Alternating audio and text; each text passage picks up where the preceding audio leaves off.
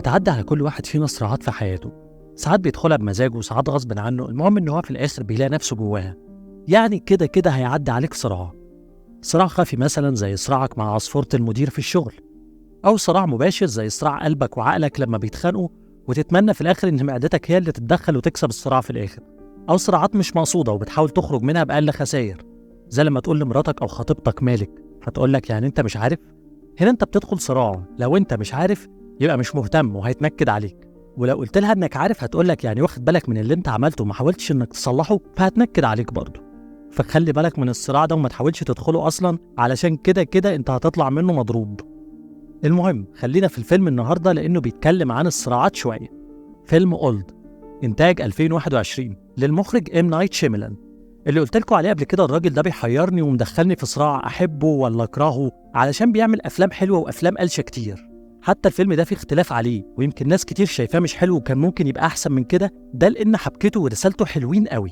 ومن غير أي حرق للأحداث، فيلم أولد بتدور أحداثه حوالين عيلة بتقرر إن هي تسافر في أجازة على شاطئ، وبعد ما بيبتدوا يقضوا وقتهم هناك بيكتشفوا إن الشاطئ ده فيه ظاهرة غريبة جدا بتحصل لهم وهم عليه، وهي إن عمرهم بيكبر مع كل ساعة بتمر، وحياتهم بعد ما كانت هتكمل سنين بقت مهددة إنها هتخلص في يوم واحد، لأن أعمارهم بتتقدم بشكل مخيف.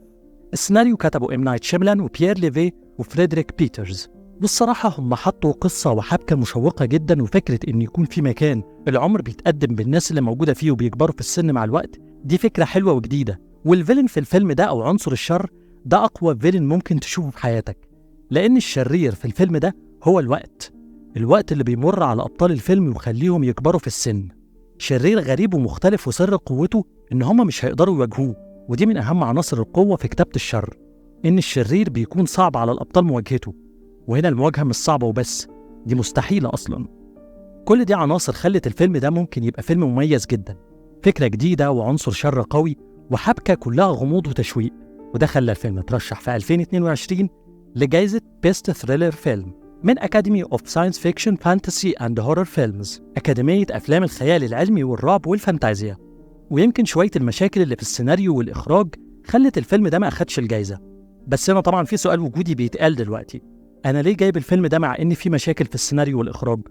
يمكن دي أول مرة أجيب فيلم مش متكامل الأركان قوي، بس فعلا هو قصته كانت حلوة وكانت محتاجة شوية تفاصيل علشان يبقى فيلم حلو. وعشان كده الفيلم ده فيه اختلاف عليه، في ناس شايفاه حلو بسبب قصته الجديدة، وناس شايفاه فيلم عادي ومتوسط.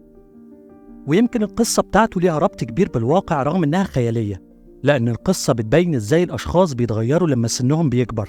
كل واحد فيهم كان بيدخل صراع أو خناقة مع الشخص اللي قدامه، لما سنه بيكبر بيلاقي إن الخناقة دي ملهاش لازمة وممكن الأمور تعدي من غير أي مشاكل.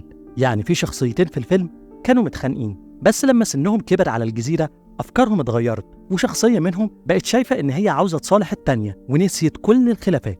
السيناريو مرتبط بالواقع في الفكرة دي قوي، لأنه بيقول حاجة بسيطة، جملة كده أنا بفكر فيها مع كل خناقة، ولو كل حد فكر فيها هيلاقي إن أفكار كتير في دماغه بتتغير، وهيلاقي نفسه ما عندوش استعداد يخش في أي مشاكل أو خناقات. Life is too short، الحياة قصيرة. السيناريو بتاع الفيلم كان بيحاول يوصل الرسالة دي، إن الحياة أقصر من أي خلافات، أقصر من أي صراعات.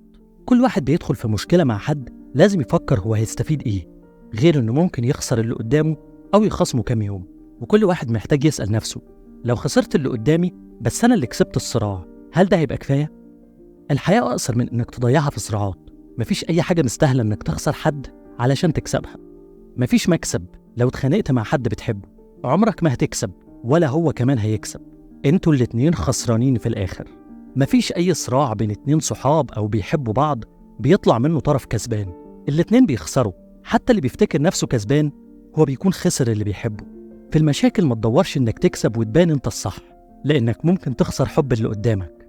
لو انتوا الاتنين طلعتوا من المشكلة من غير ما يكون في حد عنده حق، يبقى انتوا الاتنين المرة دي كسبتوا، بس كسبتوا بعض. انك تبقى صح وعلى حق هيحسسك بمكسب مؤقت، بس في الحقيقة الأهم انك تبقى كسبان قلب اللي قدامك، ما تخسروش علشان تثبت انك صح، لأن في الآخر الحياة قصيرة. دي الرسالة اللي الفيلم كان عاوز يقولها. ما تحاولش تكسب صراع، اكسب اللي قدامك، اكسب اللي بتحبه وبيحبك، عشان الحياة أقصر من إنك تضيعها في خصام. دور على اللي زعلان منك وصالحه، ما تدورش مين فيكم اللي صح ومين غلط. اهتم إنك تنهي الخلاف ما بينكم علشان تحافظوا على بعض. علشان مش كل الصراعات تستاهل إننا نخسر بعض. رسالة حلوة من الفيلم رغم إن الفيلم منجحش، بس الناس مختلفة عليه شوية. أتمنى إن كل واحد فيكم يفتكر إن الحياة قصيرة وما يسيبش حد زعلان منه علشان يثبت إنه صح. فيلم أولد هيخليكم تفكروا في الدنيا بشكل مختلف كتير عن الأول، خصوصاً أما تفكروا هل كل حاجة تستاهل نخسر بعض علشانها ولا لأ. اتفرجوا على الفيلم وقولوا لي انتوا من الناس اللي حبوا الفيلم ولا اللي شافوه فيلم عادي. بس في الحالتين الرسالة دي هتخليكم تغيروا تفكيركم. اهو الحلقة بقى هي اللي تخليكم تغيروا تفكيركم وتقوموا بعدها تكلموا اللي بتحبوهم وما تضيعوش لحظة واحدة وانتم متخاصمين او زعلانين من بعض. دي كانت حلقتنا النهاردة مع فيلم أولد، وبشكر أكبر فان للبودكاست اللي رشحت لي الفيلم وشجعتني أشوفه مع إني كنت متردد، والحلقة دي إهداء ليها وشكر خاص ليها، وشكر ليكوا انتوا كمان مستمعين البودكاست الأجمل لأنكم بتسمعوه. الكتابة فكرة. أتمنى تكون عجبتكم الحلقة من بودكاست الكتابة فكرة. تقديم وكتابة عادل أبو الفضل، ديزاين وبراندنج أحمد رأفت وحبيبة حجاب. تقدروا تسمعوني من سبوتيفاي، أبل بودكاست، ساوند كلاود، بوديو وأنغامي. شكرا لكم على استماعكم، واستنوني في حلقات تانية من البودكاست المفضل لي عشان بكلمكم الكتابة فكرة.